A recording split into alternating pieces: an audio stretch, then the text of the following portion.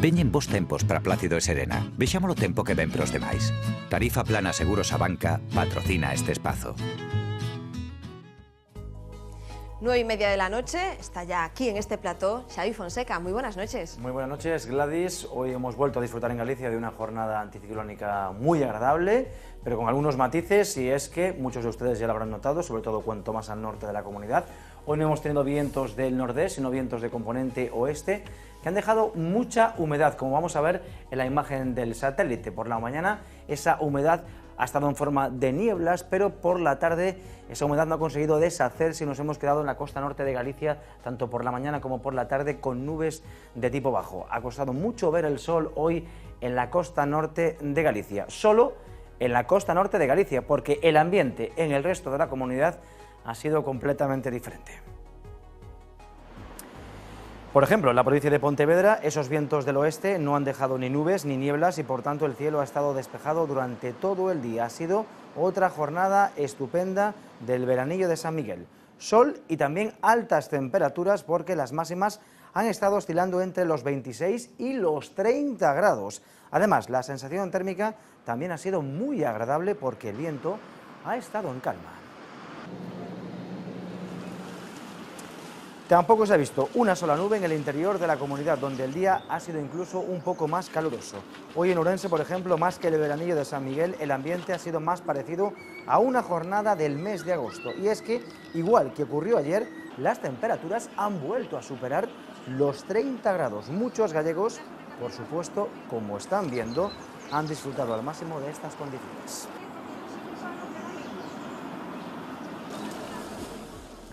Podemos dar por finalizados el episodio del veranillo de San Miguel, justo hoy el día de San Miguel, porque si nos vamos al mapa de las isobaras podemos ver cómo Galicia se queda a medio camino entre las altas presiones de las Azores y las bajas presiones que se mueven por el Atlántico Norte. Una borrasca, aquí lo ven, que tiene un frente asociado que mañana va a cruzar la comunidad y que nos va a dejar algunas precipitaciones. El día va a comenzar con bastantes nubes generalizadas, nubes de tipo alto de todas formas en el interior, sobre todo en la provincia de Ourense, donde por la mañana no deberían molestar demasiado, pero por la mañana comenzará a entrar ese frente que va a dejar lluvias únicamente en el noroeste de la comunidad. Pero por la tarde, a medida que van transcurriendo las horas, ese frente irá avanzando y dejará precipitaciones en el resto de Galicia, unas precipitaciones que caerán de forma intermitente cuanto más hacia el interior, concretamente en la provincia de Ourense. El frente es débil y las precipitaciones pues también esperamos que sean de carácter débil. El viento va a soplar del noroeste y por tanto las temperaturas también descienden de forma notable. Recuperamos ya valores más propios de esta época del año, porque en muchas zonas las máximas se van a quedar por debajo de los 20 grados, en otras muchas localidades pues apenas van a superar los 20 grados, excepto en la provincia de Ourense, donde las máximas mañana sí que podrían llegar incluso hasta los 28 grados.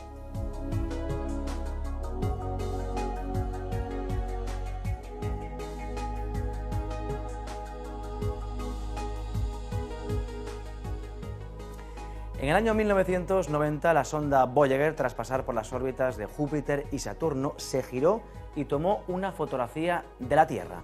Hoy queremos presentarles a Caroline Porco, una científica de la NASA que junto a Carl Sagan fue capaz de convencer a la NASA para que la Voyager tomase esa fotografía desde una distancia de 6.000 millones de kilómetros. Una fotografía que hoy es un icono de la ciencia.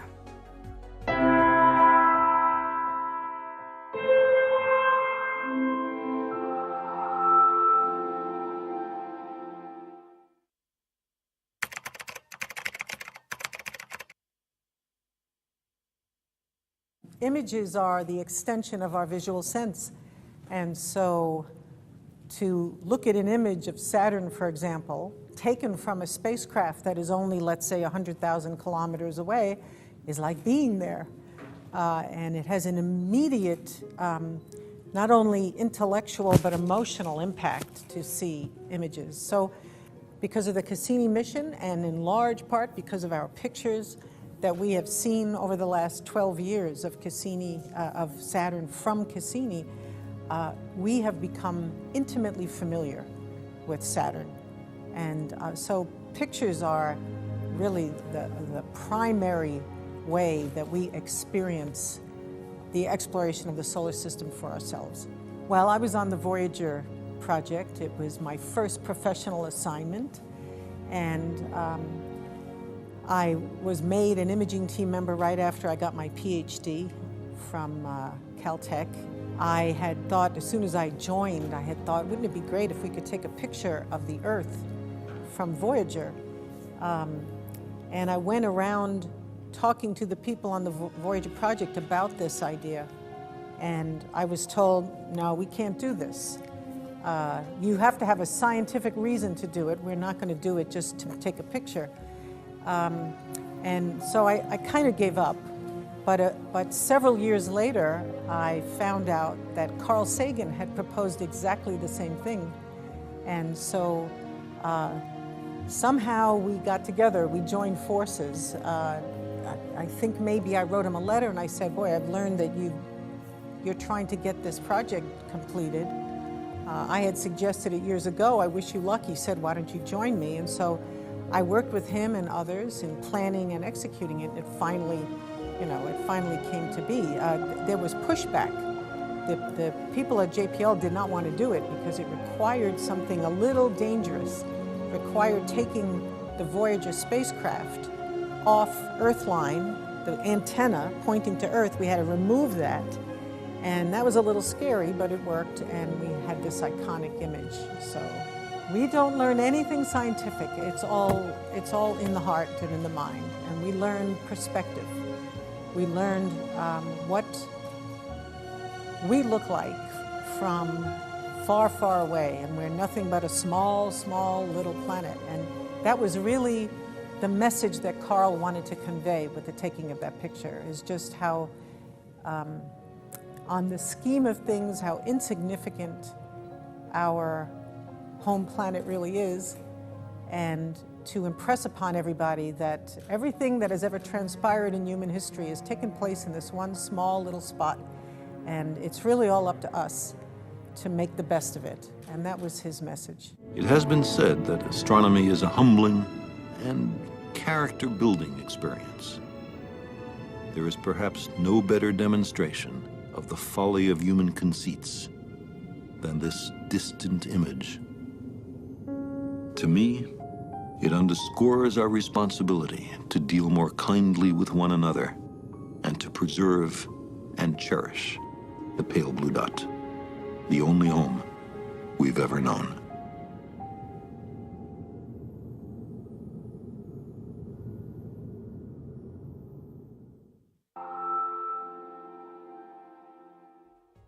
Pues ya ves, Gladys, desde 6.000 millones de kilómetros la Tierra solo es un punto pálido azul.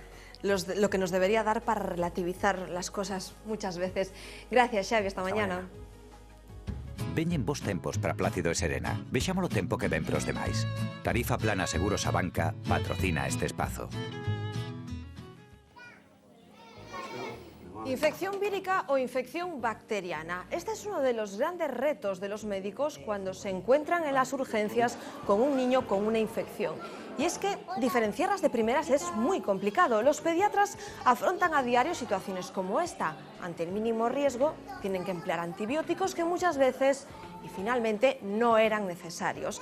Ahora una investigación, el proyecto Perform, se encuentra en el camino de cambiarlo.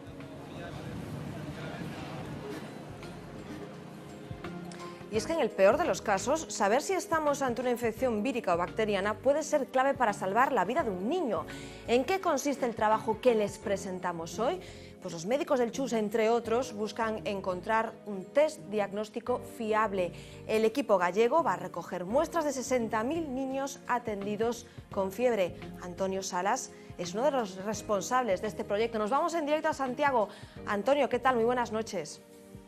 Hola, ¿qué tal? Muy buenas noches. Antonio, ¿cómo es el modo de proceder de los médicos cuando llega al hospital un niño y no se sabe qué clase de infección, si es vírica o bacteriana, sufre en ese momento?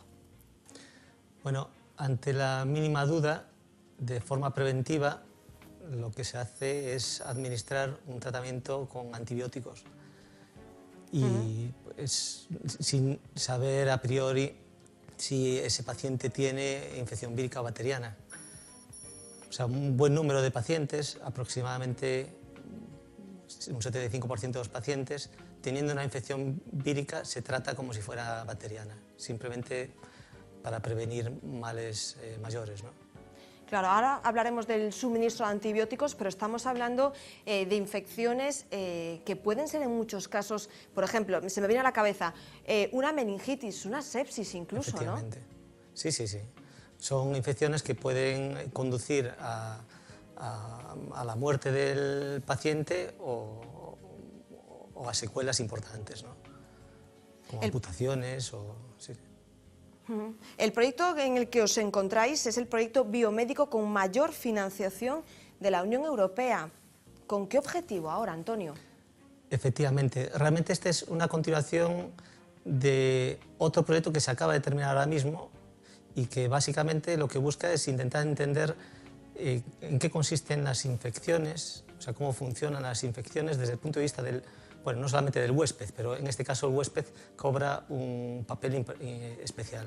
Es decir, ¿por qué hay huéspedes? ¿Por qué hay personas que desarrollan una enfermedad ante el mismo patógeno y otras personas no? Es como que hay algunas que están más protegidas frente a otras.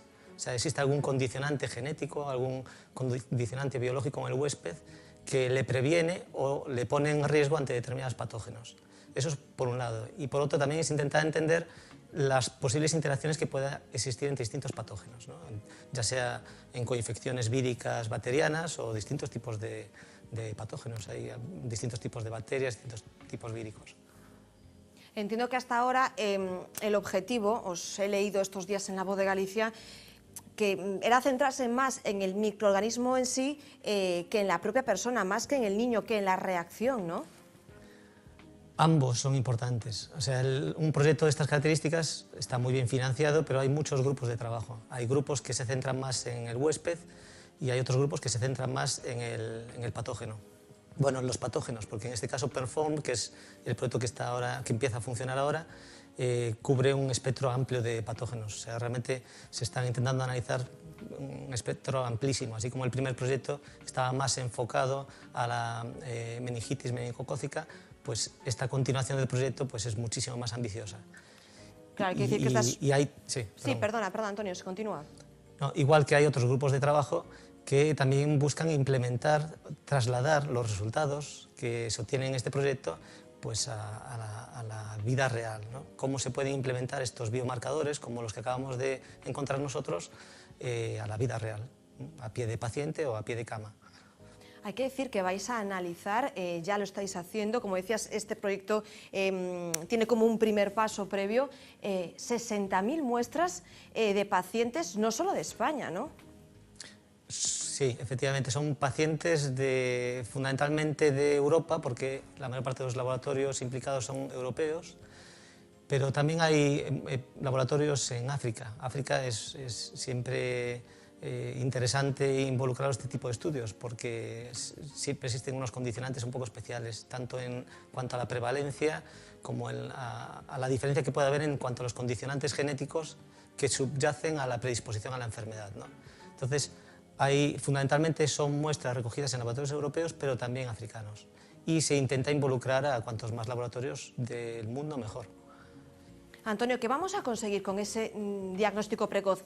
¿Qué vamos a conseguir? Es evidente, mejorar la salud de los pacientes, pero ¿en qué se va a dar un paso adelante? Bueno, de lo que se trata es en hacer un mejor diagnóstico de las enfermedades, no aplicar, por ejemplo, de forma genérica antibióticos ante una infección sin saber primero si es vírica o es bacteriana. O sea, un antibiótico no tiene absolutamente ninguna utilidad para tratar una infección bacteriana, una infección vírica, a no ser que haya una infección bacteriana detrás, una infección bacteriana secundaria. Pero, sin embargo, de manera preventiva se administran antibióticos por si el paciente tiene una infección bacteriana. No vaya a ser que se desarrolle una enfermedad de una manera no deseable, ¿no? Entonces, se trata de intentar diagnosticar mejor las enfermedades, no solamente diferenciar entre enfermedades víricas y bacterianas, sino también qué enfermedad bacteriana es, qué enfermedad vírica es, y también desarrollar qué tipo de biomarcadores serían necesarios utilizar en cada caso o implementar o elaborar test diagnósticos que sean rápidos y eficaces, ¿no? Que tengan una sensibilidad y una especificidad alta para aplicarlos en la vida real, ¿no? de una manera inmediata, no tener que esperar a otro tipo de pruebas que suelen ser más delicadas. A veces un cultivo celular, por ejemplo, puede ser negativo, tarda días en tener los resultados para saber si es una infección bacteriana, y eso muchas veces es poco deseable porque al niño hay que tratarlo ya de forma inmediata. Claro, es que ahora mismo entiendo que hacerle ese cultivo que tarda días a un paciente es la única forma, ¿no? Digamos que es el estándar de oro, ¿no? Es el gold estándar en infectología. Pero efectivamente se tardan aproximadamente 2 días, y 2 días pues es demasiado tiempo. Sería deseable que en vez de ser 2 días pues fueran 1 hora o incluso menos. O sea, eso es de lo que se trata. El proyecto PERFORM, uno de sus objetivos es desarrollar kits diagnósticos, test de diagnóstico que se puedan utilizar de manera inmediata, ¿no? Y tan pronto llega un paciente poder pues aplicarlo. Infección vírica. Sí. Sí, perdón, Antonio. Infección vírica o infección bacteriana, nos ha quedado claro que la infección para la que están indicadas los antibióticos es para la bacteriana, pero ¿podemos diferenciar cuál de ellas es más peligrosa? Bueno, las infecciones bacterianas son ciertamente peligrosas, muchas de ellas. Hay muchos patógenos que obviamente conviven con nosotros y si no hubiera bacterias estaríamos mal, ¿no? Existen muchas relaciones simbióticas entre patógenos y el huésped, no solamente el huésped humano, también muchos huéspedes animales o plantas. Entonces, ¿se podría hacer un catálogo de gravedades? Pues sí, pero lo cierto es que hay enfermedades víricas que son muy malas, así como hay enfermedades bacterianas que son también muy malas. De lo que se trata es de diagnosticar qué enfermedad hay en cada caso, ¿no? Cuál es el patógeno responsable de esa patología. Entiendo que en muchos casos, como decías antes, o en todos los casos, a veces no queda otra opción pues que indicarle a los pacientes o aplicarles antibióticos. Pero nos estamos pasando un poco, Antonio. ¿Toda esta investigación nos podría llevar a eliminar esa presencia tan brutal que hay del antibiótico? Sí, efectivamente. Hay que recordar que la Organización Mundial de la Salud apuntó que este es uno de los problemas prioritarios a nivel mundial, el abuso de los antibióticos, desde muchas perspectivas. Uno puede pensar en cuestiones puramente económicas, ¿no? El coste que conlleva el abuso de los antibióticos. Podríamos pensar también en la administración de un medicamento que no es el adecuado. O sea, un niño o un adulto no tiene por qué estar tomando un antibiótico si realmente no tiene sentido para el tipo de enfermedad que tiene. Pero lo que realmente es preocupante es el problema de las resistencias o cómo se está acelerando el mecanismo de creación de resistencias en los patógenos. O sea, la resistencia es un mecanismo natural, no es algo nuevo, no es algo que nos estamos inventando ahora. Existe desde que existen organismos unicelulares como las bacterias o los virus, ¿no? ese tipo de organismos. Existen desde el principio. El problema es que los antibióticos aceleran el proceso de creación de resistencias. Es un mecanismo evolutivo, un mecanismo natural que surge, es así, es un mecanismo biológico, pero que los antibióticos lo único que hacen es acelerar ese proceso de resistencia, creación de resistencias. Con el sobreabuso de los antibióticos estamos acelerando de una manera exponencial la creación de resistencias en patógenos, de manera que patógenos que hasta hace poco eran benignos, que en principio no habría ningún problema para tratarlos, se están convirtiendo en verdaderos problemas de salud pública. Antonio, hablabas antes un poco de las facetas que hay en este proyecto. Hay que decir que solo en el equipo que trabajáis en Compostela hay personas del mundo de la genómica, de la medicina, de las matemáticas. Es como una investigación multidisciplinar, ¿no? Sí, esa es una parte muy importante del grupo. En el grupo, la parte principal es el laboratorio de pediatría con toda la gente que está colaborando. Esto no es un trabajo de 1, 2, 3 personas, sino que hay un grupo grande trabajando detrás. El grupo Federico Martinón, que no pudo estar aquí hoy en esta entrevista, pero que que es donde se recogen todas las muestras, se diagnostican, se hacen todas las bases de datos, etc. Y después hay un grupo, como apuntabas, multidisciplinar que implica matemáticos, bioinformáticos, farmacéuticos, biólogos, genetistas, un poquito de todo. Farmacéutico, bueno, no sé si lo dije, pero seguramente se me escapan profesionales. Pero yo creo que esa es una de las claves, no solamente en nuestro grupo, en investigación, ¿no? La investigación tiene que ser necesariamente multidisciplinar. Antonio Salas, pues muchísimos éxitos. Gracias por haber estado esta noche en Más que Contar. Buenas noches. Muy buenas noches, muchas gracias. Vamos a seguir. Lleva más de un año abandonado y la maleza se ha apoderado de él. Les hablamos del Palacio de Sober, un hotel de lujo en plena Ribeira Sacra, construido en buena medida gracias a los fondos públicos. VTelevisión ha accedido hoy a sus instalaciones para ver cuál es su nivel de deterioro.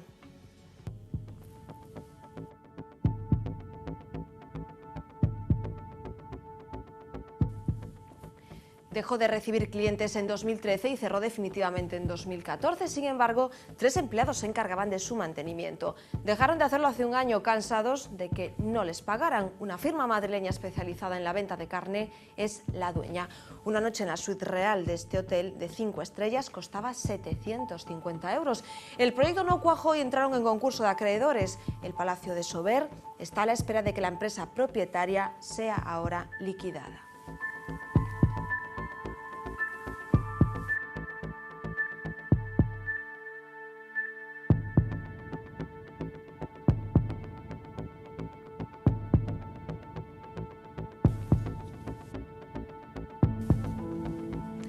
A más de uno seguro que le ha pasado lo de querer hacer una reforma, que el presupuesto se dispare y tener que pagar bastante más de lo esperado. Al párroco de la iglesia de San Roque ha ocurrido lo mismo. El templo luce ahora renovado y sin humedades, pero el obispado no puede asumir la factura. Así que además de a sus feligreses, ha abierto una cuenta en el banco para poder pagar la reforma. ¿Qué tienen en común este imponente templo y esta modesta capilla? El primero es uno de los puntos de peregrinaje más importantes del mundo y en la segunda encontramos a San Roque, uno de los santos más venerados en Lugo. Pero en ambos casos se busca ayuda para sufragar la restauración. Esta es una capellita, bueno, como ves, bastante grande y bonita. Y Santiago es una catedral. Allí también pide y aquí pedimos. En esta iglesia lo que empezaron siendo 10.000 euros de obras acabaron multiplicándose por 6. Humedad y filtraciones obligaron a cambiar el tejado y a retocar los muros de mampostería, entre otras cosas. Electricidad, megafonía. 2 cosas debe tener una iglesia: calefacción y megafonía. Porque si no se oye bien, los curas están perdiendo el tiempo. Y la calefacción, ¿no ves aquellos que enfocan hacia abajo? Por eso subió tanto. Y ahora toca pagar. Ha abierto ya una cuenta bancaria para que todo el que quiera aporte su granito de arena. Y durante la misa de San Roque pidió directamente ayuda a la alcaldesa. La diócesis tiene muchas necesidades. La alcaldesa es muy buena y muy lista, muy inteligente. Y entonces yo le he dicho que la Diputación ya había dado 11.000 euros y el obispado que estaba también colaborando. Espero que se dé por aludida. Para José Pena no es su primera obra. Durante su etapa en Monforte reformó otras 2 iglesias y en las casi 4 décadas en San Roque, además de solventar los últimos problemas, reformó el suelo, la tribuna y las puertas. Todo sin estudiar arquitectura y con 89 años. Y me tocó una capilla en ruinas, va por Dios. O sea, por eso me llamo, me defino como cura edificante. Edificante de edificios, no de virtudes. En resumidas, un currante de Dios. Así nos vamos, se quedan ya con Vía V. Nosotros nos vemos mañana a las 9. Gracias por estar ahí.